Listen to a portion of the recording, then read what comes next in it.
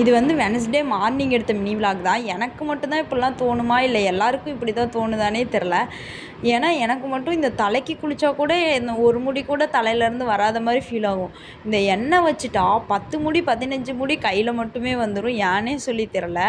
அப்புறம் தலை சீவிட்டு கிச்சனுக்குள்ளே வந்தால், கிச்சனுக்குள்ளே ஒரு வடைச்சட்டியில் வந்து கருவாட்டு குழம்பு வெந்துட்டு இருந்தது. இன்னொரு வடைச்சட்டியில் வந்து நான் முந்தின நாள் நைட்டு அம்மாக்கிட்ட வந்து சொல்லியிருந்தேன், அம்மா நாளைக்கு மதியத்துக்கு நான் வந்து பாஸ்தா எடுத்துக்கிறேன், எனக்கு பாஸ்தா வேக மட்டும் வைங்க அப்படின்னு சொல்லியிருந்தேன். அம்மாவும் வந்து வேக வச்சுருந்தாங்க. நானே 10 வீடியோவுக்கு மேலே பார்த்து வச்சுருந்தேன். பார்த்துட்டு அந்த வீடியோவில் எல்லாத்துலேயுமே 7 நிமிஷம் வேக வச்சா போதும் அப்படின்னு சொல்லியிருந்தாங்க. நானும் 7 மினிட்ஸ் ஆனதுக்கப்புறம் வெந்துருச்சா வேகலையான்னு கண்டுபிடிக்கிறதே எனக்கு பெரிய டாஸ்க்காக போயிடுச்சு. அப்புறம் ஒரு வழியாக பாஸ்தா வெந்திருந்தது, இறக்கி வச்சுட்டு அதுக்கு தேவையான ஒரு சில இன்க்ரீடியன்ட்ஸ் எல்லாம் வந்து வச்சுருந்தேன். கொஞ்சமாக எண்ணெய் ஊற்றி அதில் வந்து கடுகு போட்டு, அப்புறம் 2 பெருவெங்காயம் வந்து கட் பண்ணி வச்சுருந்தேன். அதையும் போட்டு நல்லா கோல்டன் ப்ரௌன் ஆகிற வரையும் வதக்கிட்டு 3 தக்காளி வந்து மிக்சியில் போட்டு அடித்து பேஸ்ட் மாதிரி வச்சுருந்தேன். அதையும் ஊற்றிக்கிட்டேன். அப்புறமா அதிலேருந்து நல்லா எண்ணெய் பிரிஞ்சு வந்ததுக்கு அப்புறமேல் வந்து 2 ஸ்பூன் வந்து கறி மசால் தூளும் 2 ஸ்பூன் வரமிளகாய் தூளும் வந்து போட்டுக்கிட்டேன். போட்டு நல்லா வதக்கினதுக்கப்புறம் கொஞ்சமாக மஞ்சத்தூள் போட்டு அதையும் சேர்த்து வதக்கிக்கிட்டேன்.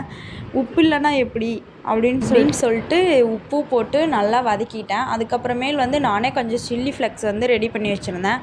அதையும் போட்டு நல்லா வதக்கி விட்டுட்டேன். நல்லா வதக்கி விட்டதுக்கப்புறமேல் அந்த பாஸ்தா நல்லா சூடாக கொட்டி தட்டில் வச்சோடனையும் தட்டோட ஒன்றாவே பிடிச்சிக்கிச்சு. எப்படியாவது ஒன்று அதை வடைச்சட்டிக்குள்ளே தள்ளி நல்லா கிளறிக்கிட்டேன்.